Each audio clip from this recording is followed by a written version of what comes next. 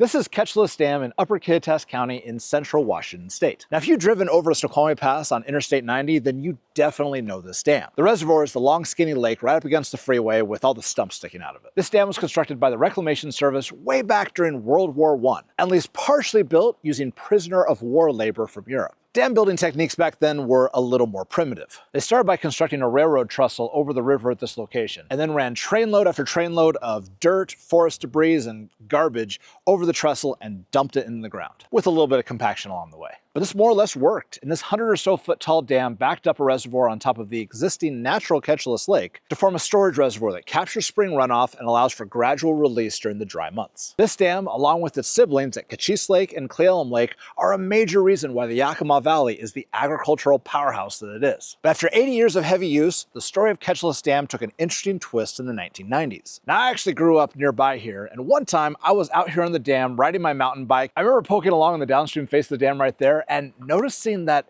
it was very wet. There were several springs just coming right out of the side of the dam and out into the forest. Not what you want to see on an earth-filled dam. And sure enough, the Bureau of Reclamation investigated and discovered that this dam was leaking like crazy. Turns out that when you build an earth-filled dam, maybe you shouldn't just put dirt and forest debris into the embankment. All of that organic material mixed into the fill decomposed over time. And after 80 plus years, the dam was now filled with voids. I actually did a sonar scan and discovered it was just like Swiss cheese, all kinds of pockets inside. In the late 90s, the Bureau completely rebuilt the embankment from top to bottom. This thing is rock solid now. But dimensionally, it's basically the same as the day that it was constructed, reliably holding back the melting snowpack up on Snoqualmie Pass and gradually releasing it during the summer and fall to support agriculture in the Yakima Valley.